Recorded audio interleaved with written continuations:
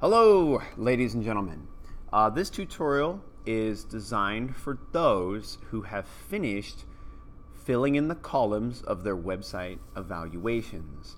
You have at least 2 out of the 3 columns filled in, and you are looking at your next steps. Well, your next steps are going to be to create citations for each of the websites that you went to.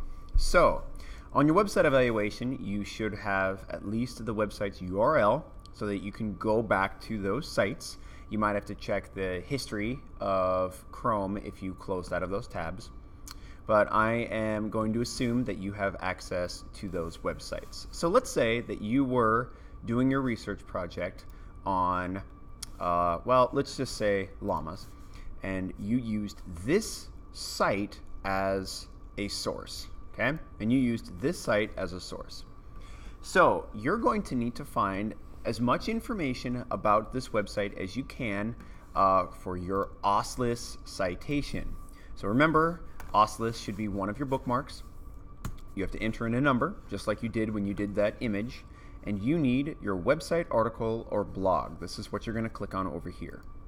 So the things that they're going to want to try to find is the author of who wrote your article, the title of the website and the article. You can ignore publisher, ignore the publisher, and then if you could find a date that it was created, and then the website's URL, which is the web address. So let's look up author first.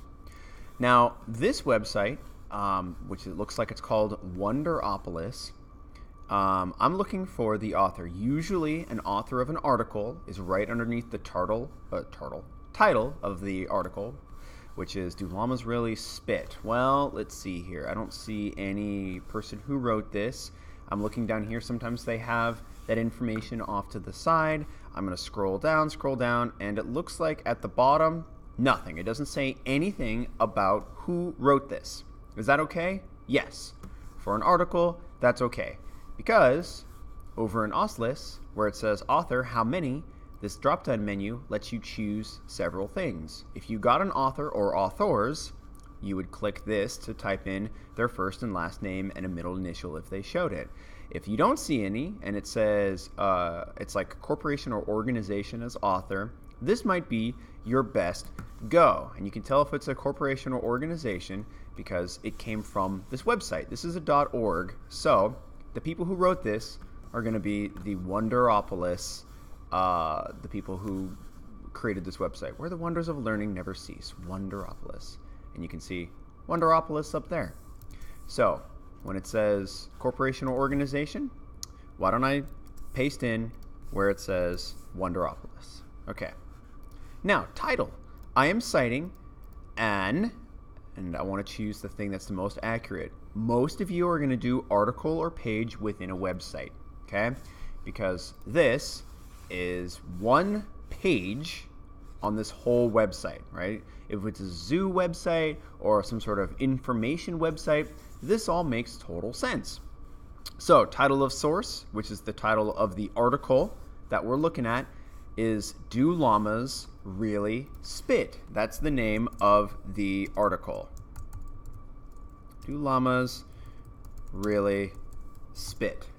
And then when it says title of container, it's the title of the website. Well, that's Wonderopolis, right?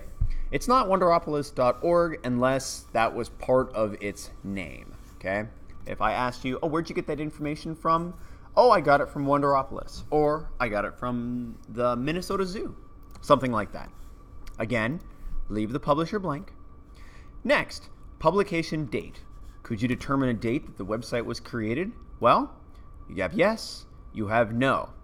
On this website, oftentimes the date will be nearby where the author is located, or it'll be down somewhere right after the article. It looks like there's not any date for when this article was written. So, publication date, could we determine when it was created, published, or updated? No.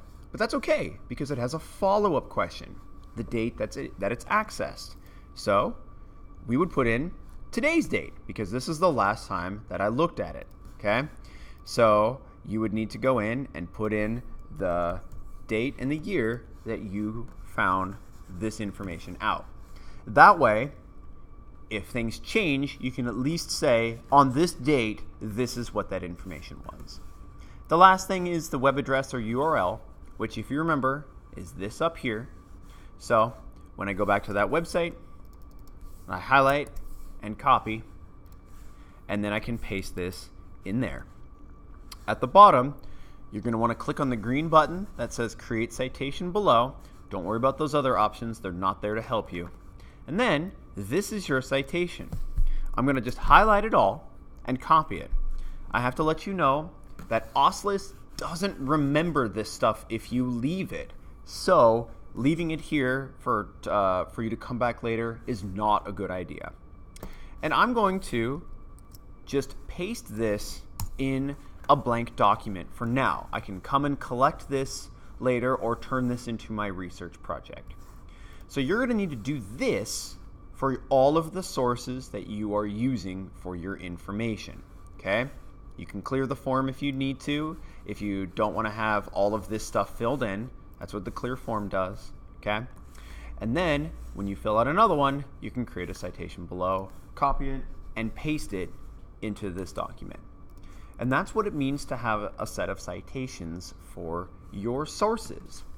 Keep in mind that your research project needs at least 2 of these if you want to get a proficient score, and 3 if you want to get a highly proficient. And you'll have to get 1 more citation for your image. If you did the image earlier on the topic that you ended up doing your research on, then you can already just copy that and paste it into this document right here. But you might have to go and get a whole new image and fill out the rest of this information for that citation.